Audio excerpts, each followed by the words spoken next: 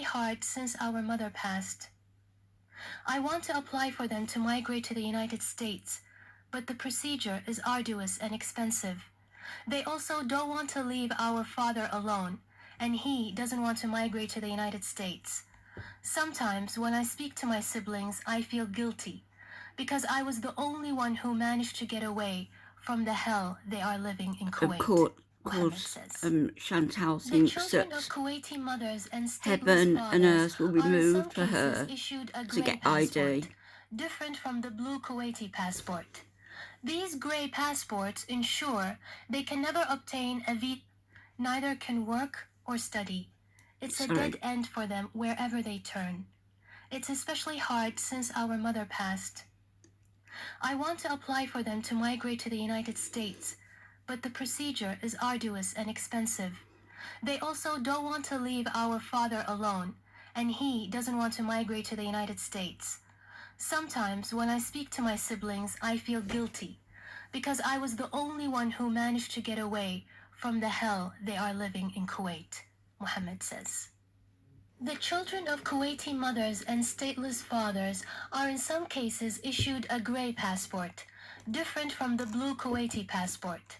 These grey passports ensure they can never obtain a visa to any country they wish to migrate to. This may be what Salah has. Destination immediately recognizes the grey passport as belonging to a stateless person who will surely come to that host country to remain and not just visit, and is therefore refused a visit visa. In addition to this, they are refused a visit visa because they cannot prove they have sufficient funds to visit the host country by submitting bank statements showing regular income. The stateless in Kuwait live well under the poverty line, denied work opportunities in both the government and the private sector.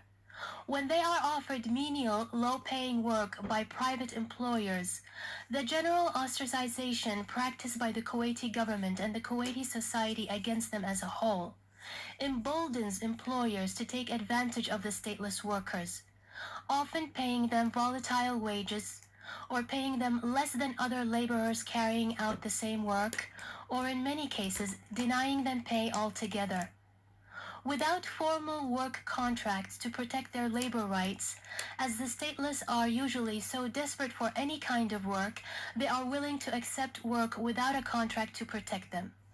This allows employers to end their services without prior notice, without end-of-service benefits, and without remuneration of unpaid wages, knowing fully well that a stateless worker cannot turn to the courts to defend their labor rights or get compensation. The stateless children are not accepted in free government Kuwaiti schools. The only way for the stateless to educate their children is to enroll them in poorly built, poorly equipped private schools, founded only to accommodate stateless children. This is how deep their isolation from the rest of the Kuwaiti society runs. A stateless child never comes into contact with a Kuwaiti child who is a citizen. These schools are not free and are not affordable. And because of this, and because stateless parents often can't afford to enroll their children in these schools, many stateless children remain illiterate. I want to remind the reader, or the listener here, that Kuwait is a Muslim country, and its people are Muslim people. The religion that claims to surpass all other religions in its humanity, and its followers are the same people who claim they are the most merciful, peace-loving, and most generous in almsgiving. Although statistics differ, some Kuwaiti sources say the number of the stateless in Kuwait is 25,000 people. Some say it's risen to 50,000, and some claim it's risen to 100,000 people. Kuwait is not a country known for its accuracy or its transparency. A little oil monarchy with a brutal sheikh who keeps his people pressed hard under his boot. All news in Kuwait is government propaganda. Although nothing about the stateless can be found in the daily newspapers, except for lies, in this day and age, nothing can be kept hidden from social media.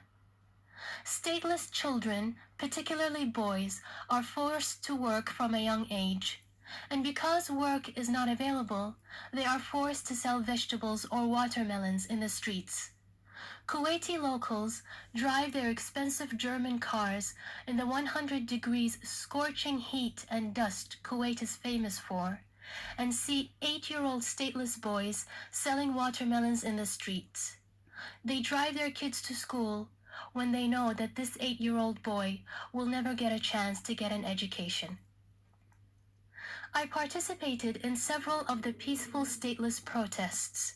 I was there and saw how the Kuwaiti government oppressed these demonstrations by sending special forces in army tanks and spraying the protesters with tear gas and hot water.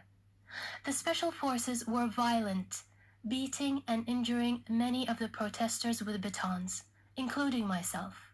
When I saw 3 cops beating a stateless man and I tried to intervene, I got hit in the stomach with a baton. When I tried to take pictures of the violence on my cell phone, the special forces confiscated my phone, destroyed it, and threatened to detain me. Although I could not keep the pictures I took of the protests, a photographer provided me with photos which I published in a book I will mention at the end of this essay. The stateless protesters, most of them young men, are arrested and imprisoned for 5 years or more. This is the reason why many stateless men are burning themselves in the streets as the only way for them to protest and escape imprisonment. Happened last year. Here are the names of the stateless men I know of who either hung themselves or burned themselves alive in Kuwait in the past year. Ali al-Shimmiri, who was a 12-year-old boy. He took his own life by hanging in February 2021. Before Ali, there was Yaqub Mufrih, who was 26 years old. He took his own life by hanging. Before Yaqub, Badr al-Fadli lit himself on fire. Before Badr, Zayed al-Asmi also took his life by lighting himself on fire. And before Zayed, Talal al-Khalifi, who also took his life by lighting himself on fire in the streets. 2 new suicides also took place, one of them in June 8, 2021, and another on August 6, 2021. I could not find the names of these 2 last victims in my search on the internet and social media. Only the news that these men, one of them an elderly man, killed themselves by lighting themselves on fire. The Kuwaiti government, led by the Sheikh, forbids any local papers from printing anything negative about Kuwait. The stateless suicides are never mentioned in the papers. And the day after a peaceful protest by the stateless, all the local newspapers announced the same propaganda, that there was a riot by the stateless, that the Kuwaiti forces succeeded in bringing it under control, and that the stateless were violent towards the police, that they burned tires and damaged property. Kuwaiti papers publish other lies about how the Kuwaiti government is improving the lives of the stateless by lifting some of the restrictions, issuing them some kind of ID that allows them to drive legally, or accepting their children in free public schools. But these are all lies. If anything, the lives of the stateless in Kuwait are worsening every day. The committee of the illegal residents, chaired by a corrupt man named Salah al-Fadala, a puppet installed by the Sheikh. Al-Fadala has been announcing since the committee's foundation in 2010 that the committee has proof that the stateless belong to other countries. However, such documents are never revealed, neither to the public or the stateless people concerned. In regards to the Kuwaiti Muslim people, and I want to emphasize the word Muslim here, they are well aware of the stateless tragedy in their country. They either believe the lies the Kuwaiti government feeds them, and therefore justify the inhumane treatment of the stateless. These lies include that the stateless are illegal residents who will not leave to their home countries where they belong. They are a nuisance. They are criminal offenders. They are unwanted immigrants who will weigh heavily on the country's economy if they were legalized. And the oldest trick in the book, the stateless will take away job opportunities and benefits from the natives. Please remember we are talking about an oil-rich country with a population of 2.5 million people only. Some Kuwaiti people want a solution for the stateless tragedy, but fear of imprisonment or job loss keeps them quiet. How are the stateless in Kuwait coping with the pandemic? They are denied the COVID-19 vaccine by the Kuwaiti hospitals. Allow me to emphasize for the third time here that Kuwait is a Muslim country. This is the humanity Muslims claim they practice. Foodie Beauty needs to be asking some questions. While I was still a law professor living in Kuwait, I publicized that I wanted to hold a literary competition for the stateless.